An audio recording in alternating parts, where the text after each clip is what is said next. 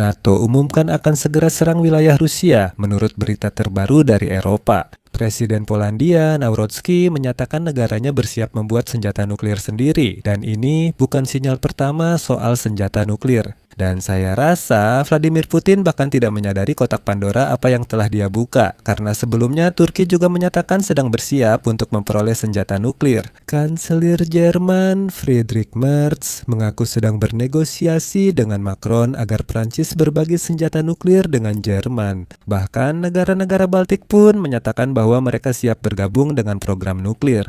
Pada saat yang sama, NATO secara langsung memperingatkan bahwa jika Moskow melakukan provokasi militer terhadap salah satu negara anggota NATO, aliansi tersebut sudah siap untuk mengambil tindakan, melancarkan serangan roket bertubi-tubi ke Rusia. Intellian melaporkan Rusia meningkatkan kekuatan militer dan nuklir di Arktik serta membangun fasilitas militer baru di perbatasan Finlandia. Situasi ini mengingatkan pada Perang Dingin dan butuh perhatian lebih dari sekutu NATO. Presiden Ukraina Volodymyr Zelensky meminta Eropa dan Amerika segera mengusir warga Rusia, terutama anak-anak dan pendidik dari negara mereka. Kerabat pejabat Rusia sangat vokal membenci Barat, tapi justru tinggal, punya properti, menempuh pendidikan, dan berbisnis di sana tetap saja membenci Barat. Nama saya Alexei Peci. Mari bahas topik ini bersama. Namun sebelum kita mulai episode ini, saya minta kalian untuk berlangganan saluran ini, beri like dan tulis komentar apa saja di bawah episode ini, serta jangan lupa berlangganan saluran Telegram saya, PC News. Tautan ada di deskripsi video, kami mempublikasikan berita terbaru segera setelah diterima. Jadi, NATO akan melakukan serangan ke dalam wilayah Rusia jika Moskow memutuskan untuk menyerang negara-negara Baltik. Menteri Luar Negeri Estonia, Markus Tsakna, menyatakan, kami akan membawa perang ke Rusia, kami tahu apa yang harus dilakukan. Negara-negara di kawasan ini mengalokasikan 5% produk domestik bruto untuk pertahanan nasional demi menghadapi ancaman dari timur, dan kini sudah mampu melawan Rusia. Selain itu, Kepala Kementerian Luar Negeri Estonia mencatat bahwa dalam rencana pertahanan NATO sebelumnya diasumsikan bahwa tentara Rusia dapat menduduki negara-negara Baltik sebelum akhirnya kalah dalam perang melawan aliansi. Namun hal ini tidak pernah bisa diterima oleh Estonia. Berikut kutipan lain, kami tak bisa membiarkan Rusia masuk ke Baltik lalu baru melawannya. Sekarang aliansi memiliki rencana pertahanan baru yang intinya adalah memindahkan pertempuran utama ke wilayah Rusia. Ini langkah strategis yang sangat tepat.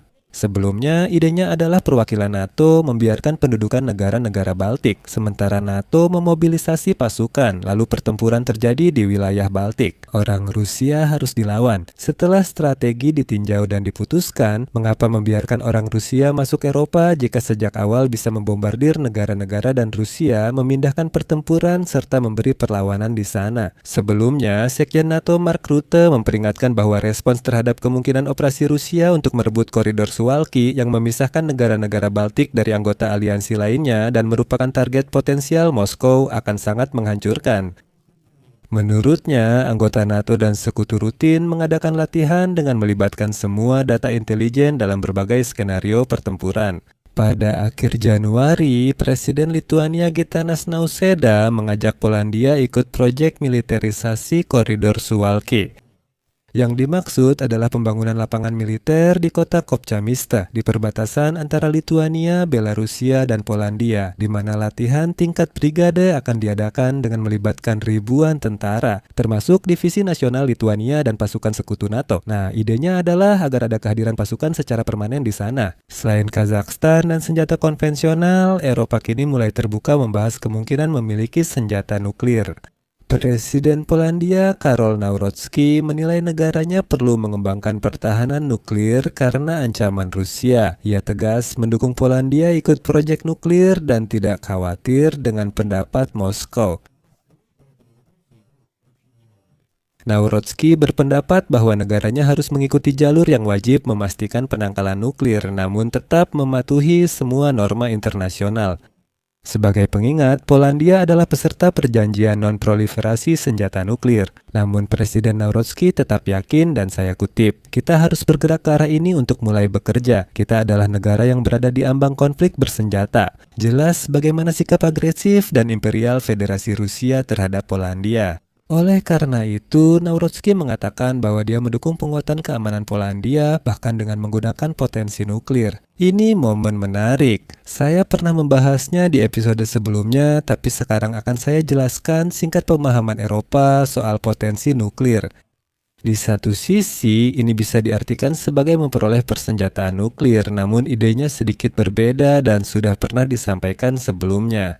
Sudah diketahui bahwa Prancis dengan presidennya yang mendorong perisai nuklir Eropa adalah satu-satunya negara di Eropa yang mampu memproduksi hulu ledak nuklir secara mandiri. Jadi, usulan dari Prancis adalah sebagai berikut. Orang Prancis memberikan teknologi nuklir kepada Polandia. Polandia menyiapkan semua yang benar-benar diperlukan untuk membuat bom nuklir, tetapi tidak membuatnya. Semua material sebenarnya sudah siap sehingga senjata nuklir bisa dibuat dan digunakan dengan cepat jika diperlukan. Semua ini diklaim memungkinkan kepatuhan hukum internasional, namun tetap memberi mekanisme penangkal kuat bagi orang-orang Rusia liar itu. Kremlin langsung menyatakan Polandia tak punya sumber daya untuk masuk klub nuklir dan komunitas internasional akan menolak. Tapi siapa peduli dengan orang Rusia itu? Siapa yang masih peduli setelah mereka menunjukkan wajah aslinya dalam perang melawan Ukraina? Tapi itu belum semuanya. Estonia juga membuka kemungkinan ikut negosiasi pembentukan sistem penangkal nuklir di Eropa. Pernyataan ini disampaikan Wakil Menteri Pertahanan Tuli Duneton. Kanselir Jerman Friedrich Merz menyatakan di Munich kemarin bahwa ia telah memulai pembahasan dengan Prancis mengenai pembentukan sistem pertahanan nuklir Eropa. Presiden Prancis Emmanuel Macron berencana segera mengumumkan usulan untuk memperluas sistem penangkal nuklir Prancis ke negara-negara Eropa lainnya. Jadi intinya Eropa jelas bertekad untuk memperluas potensi penangkal nuklirnya dan penyebabnya adalah tindakan agresif dari Rusia. Misalnya saja, Menteri Pertahanan Finlandia Antti Hakanen mengatakan Rusia memperkuat militer dan nuklir di Arktik serta membangun fasilitas militer baru di perbatasan Finlandia. Ini mengingatkan masa Perang Dingin dan butuh perhatian lebih. Ia menekankan bahwa potensi strategis utama Rusia di kawasan tersebut terpusat di Semenanjung Kola, di mana senjata nuklir, kapal selam, dan pembom jarak jauh ditempatkan. Itu sebabnya Arktik tetap sangat penting untuk pertahanan Eropa. Finlandia pun menyerukan peningkatan kewaspadaan pasukan NATO di Kutub Utara. Finlandia kini ikut program SAFE yang memberi dana untuk pertahanan bersama. Finlandia diperkirakan menerima $1 miliar yang sebagian besar akan digunakan untuk kendaraan lapis baja dan drone bagi pasukan darat. Menteri Finlandia juga mencatat bahwa dalam jangka pendek dan menengah, negara-negara Eropa masih membutuhkan kehadiran militer Amerika Serikat untuk menjamin keamanan, meskipun Eropa berniat untuk memperkuat kemampuan pertahanannya sendiri. Selanjutnya, kutipannya, dalam jangka panjang lebih baik jika Eropa memiliki kemampuan kuat sendiri, tetapi dalam jangka pendek dan menengah kita masih membutuhkan Amerika Serikat. Hal ini sangat penting bagi keamanan Eropa. Namun, selain ancaman militer klasik, masih ada ancaman lain dari Rusia di Eropa. Orang-orang Rusia sangat membenci Barat namun tetap menikmati manfaatnya, bahkan tinggal atau mengirim anak mereka ke sana untuk pendidikan. Baru-baru ini, Presiden Ukraina Volodymyr Zelensky menyatakan kerabat pejabat Rusia harus dideportasi dari Amerika Serikat dan Eropa. Menurut saya, Barat perlu terus meningkatkan tekanan pada Moskow dengan langkah-langkah seperti itu. Saya mengutip Volodymyr Zelensky, sampaikan kepada orang Eropa, mereka telah melakukan banyak hal.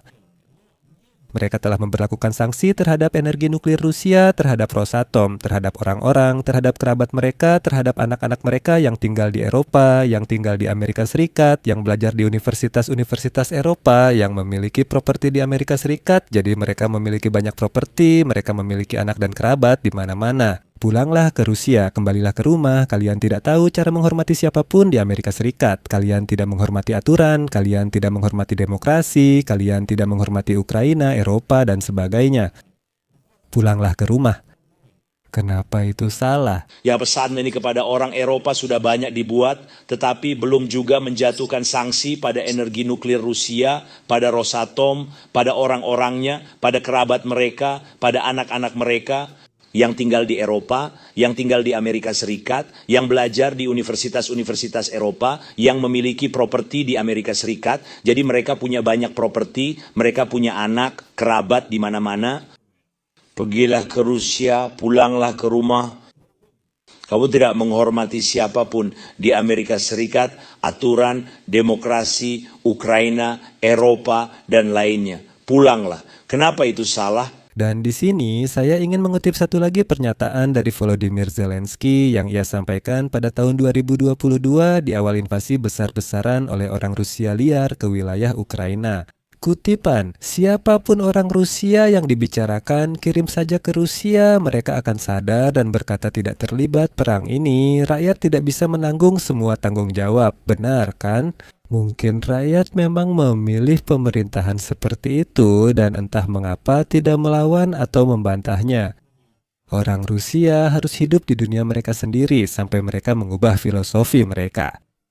Saya akhiri dengan elipsis, tulis pendapat dan kesimpulan Anda di kolom komentar episode ini. Jika episode ini bermanfaat dan menarik bagi Anda dapat mendukung pekerjaan saluran YouTube ini secara finansial melalui donasi atau langganan berbayar Anda. Semua tautan dan detail ada di deskripsi video ini. Di sana ada berbagai macam platform, silakan pilih format yang paling nyaman untuk Anda. Saya akan sangat berterima kasih atas dukungan apapun dari Anda, itu saja untuk sekarang. Jaga diri Anda, sampai jumpa.